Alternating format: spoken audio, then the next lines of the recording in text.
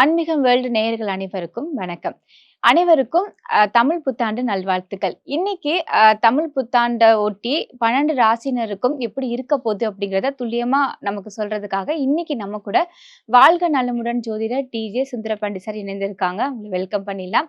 வணக்கம் சார். வணக்கம் மேடம். தமிழ் புத்தாண்டு வரப்போகுது இல்லையா சார்? இந்த தமிழ் புத்தாண்டுல என்ன மாதிரியான மாற்றங்கள்லாம் வரப்போகுது?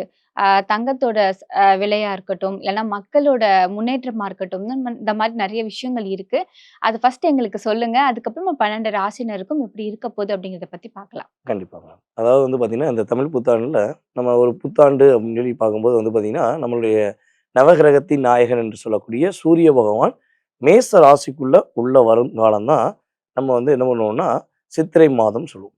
அப்ப அந்த சித்திரை மாதம் எப்ப தொடங்குகிறதோ, அந்த மாதத்த தான் நம்ம தமிழ் புத்தாண்டாக கொண்டாடுவோம். ஆக்சுவலா பார்த்தீங்கன்னா, நம்ம எல்லாமே தேதி பார்க்கும்போது என்ன பண்றோம்னா, ஆங்கில புத்தாண்ட நம்ம கணக்கில கொண்டாலும், பொதுவாகவே தமிழராகிய அனைவருக்குமே ஒரு மிகப்பெரிய ஒரு உற்சாகம், மிகப்பெரிய ஒரு பிரகாசம் வேணும் அப்படின்னா, அது தமிழ் புத்தாண்டு வந்தா மட்டும்தான் ஆட்டோமேட்டிக்கா அந்த எனர்ஜி பவர் நம்மளுக்கு கிடைக்கும்.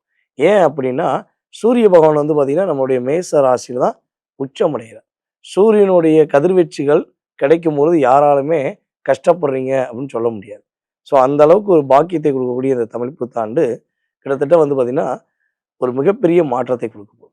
உலகியல் ரீதியாக நிறைய மாற்றங்கள் வரப்போகுது, நிறைய முன்னேற்றங்கள் வரப்போகுது அப்படின்னு சொல்லி பார்க்கும். பொதுவாகவே பார்த்தீங்கன்னா, இந்த வருட கிரகங்கள் தான் எப்பவுமே ஆளுமை கொள்வாங்க அப்படின்னு சொல்லுவோம். வருட கிரகங்கள் அப்படின்னு சொல்லி எடுத்துக்கிட்டோம்னா, குரு பகவான், அதுக்கடுத்து பார்த்தீங்கன்னா சனி பகவான், அதுக்கடுத்து ராகுகேது பகவான். இந்த குரு பகவான் பார்த்தீங்கன்னா, ஒரு வருஷத்துக்கு ஒருக்க ஒரு ராசியை கடப்பார். இந்த வருடம் குரு பகவான் என்ன பண்ணுறாருன்னா, மிதுன ராசியிலேருந்து கடக ராசிக்குள்ள உள்ள நுழைகிறார். கிட்டத்தட்ட ஆனி மாதம், அதாவது நம்ம ஆங்கில தேதிக்கு சொல்கிறாங்க ஜூன் மாதம் அவர் என்ன பண்ணுறாருன்னா, மிதுன ராசிலேருந்து கடக ராசி போகிறார். அதுக்கடுத்து பார்த்தீங்கன்னா, நம்ம சனி பகவான் சொல்லக்கூடிய நம்முடைய மெதுவான ஒரு நாயக் கிரகம்னு சொல்லுவோம், அதாவது நீதிமான்னு சொல்லுவோம்.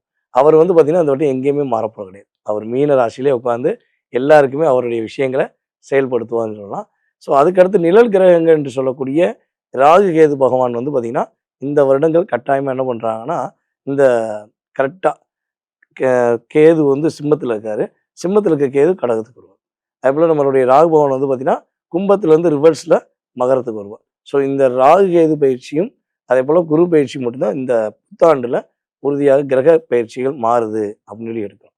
ஸோ இந்த கிரகங்களிலே மிக வலிமையான கிரகம் சுப கிரகம் என்று சொல்லக்கூடிய குரு பகவான் கிட்டத்தட்ட 12 ராசி நேர்களுக்குமே பொதுமக்களாகிய அனைவருக்குமே மிகப்பெரிய மாற்றங்கள், அதாவது எது கிடைக்கலன்னு வருத்தப்படுறாங்களோ அதெல்லாம் கிடைப்பதற்கான ஒரு பாக்கியத்தை, இவ்வளோ நாட்களாக எனக்கு பணம் இல்லை, எனக்கு திருமணமே முடியலை, எனக்கு குழந்தை பாக்கியம் இல்லை சொல்லி ஒவ்வொரு ராசிக்காரங்களுக்கும் ஒவ்வொரு விதமான ஒரு எண்ணம் இருக்கும். இது கிடைச்சா சந்தோஷம் அப்படின்னு.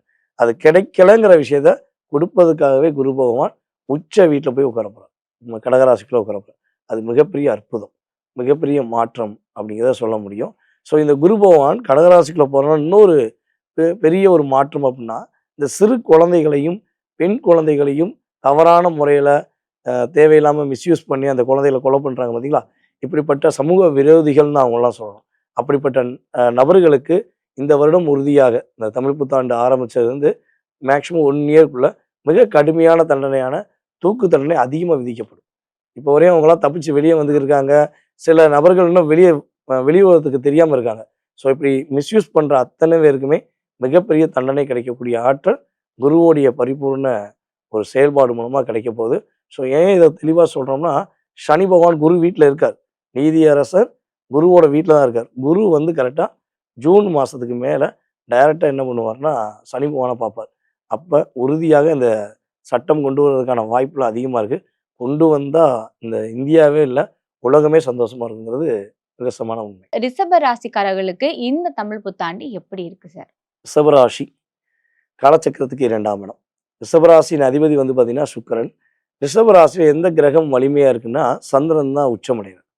அதனால ரிஷபராசிக்காரங்க மேக்சிமம் பார்த்தீங்கன்னா மற்றவங்களுக்காகவே தன்னுடைய வாழ்க்கையை தியாகம் பண்ணிக்கிட்டே இருக்காங்க. ஏகப்பட்ட தியாகம், கிட்டத்தட்ட ஒரு 5 வருட காலமாக ஒரு மிகப்பெரிய தியாகி என்று பட்டம் வாங்கக்கூடிய அளவுக்கு அவங்களுடைய தியாகம் இருந்தது. ஆனால் அந்த தியாகத்தினால அவங்களே தொலைச்சாங்க. தன்னோட வாழ்க்கையில் தன்னைத்தானே தேட வேண்டிய சூழ்நிலைலாம் நம்ம ரிஷபராசிக்காரங்களுக்கு நிறைய மன அழுத்தம். கேட்டு பார்த்தீங்கன்னா சொல்லுவாங்க, நீங்கள் நம்ம ரிஷபராசிக்காரங்களை கூட்டு வச்சு, நீங்க மன அழுத்தம் இல்லாம இந்த ஒரு 5 வருஷத்துல ஏதாவது இருந்திருக்கீங்களான்னா, இல்லங்க. எது செஞ்சாலும் எனக்கு மன அழுத்தம் தான் இருக்கு. அப்படின்னு சொல்லக்கூடிய நிலைமை அவங்களுக்கு கடந்த காலங்கள்ல இருந்துச்சு. ஸோ அந்த நிலை மாறக்கூடிய ஒரு அற்புதமான தருணம் தான் இந்த தமிழ் புத்தாண்டு. ஆரம்பம் முதலே அமர்க்களமாக இருக்கக்கூடிய ராசி நம்முடைய ரிஷபராசி. உண்மையிலேயே அவங்களுக்கு கடந்த காலங்கள்ல பிரச்சனை இருந்தது உண்மை என்று அவங்க ஏற்றுக்கிட்டாங்கன்னா, உறுதியா இப்ப வரப்போற காலங்கள்ல அவங்களுக்கு நல்ல மாற்றம் இருக்குங்கிறத மனசார அவங்க ஏத்துக்கலாம். வீட்ல உறுதியா சுப நிகழ்ச்சி நடத்தக்கூடிய பாக்கியம் உண்டு. அதேபோல வந்து ரிஷபராசியில யார் யாரெல்லாம் கடன் பிரச்சனையில ரொம்ப சிக்கி தவிக்கிறாங்களோ, அந்த கடன் பிரச்சனையிலிருந்து மீண்டு வரக்கூடிய பாக்கியம் நம்ம ரிஷபராசிக்கு இருக்கு.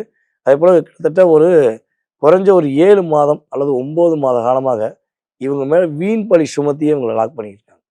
அந்த லாக்லேருந்து இவங்க தப்பே பண்ணல. இவங்க கரெக்டான நபர்கள் தான் அப்படின்னு ப்ரூஃப் பண்ணக்கூடிய ஒரு அற்புதமான காலகட்டம். இவங்க போய் யார்ட்டயும் ப்ரூஃப் பண்ண அவசியம் இல்ல. ஆட்டோமேட்டிக்கா பிரபஞ்சமே என்ன பண்ணும்? இவங்களுக்கு உதவி செஞ்சு, இவங்க மேல அந்த வீண் பழி சுமத்தப்பட்டதுங்கிறத ஒரு எடுத்துக்காட்டா கொடுக்கக்கூடிய ஒரு அற்புதமான சூழ்நிலை உறுதியா ரிஷபராசி என்பவர்களுக்கு ஏற்படும். Okay sir. இந்த டைம்ல வந்து அவங்க புது முயற்சி ஏதாவது பண்ணலாங்களா? அவங்களுடைய தொழில் முன்னேற்றமா இருக்கட்டும், குடும்ப வாழ்க்கையா இருக்கட்டும், இது எல்லாமே எப்படி இருக்கு?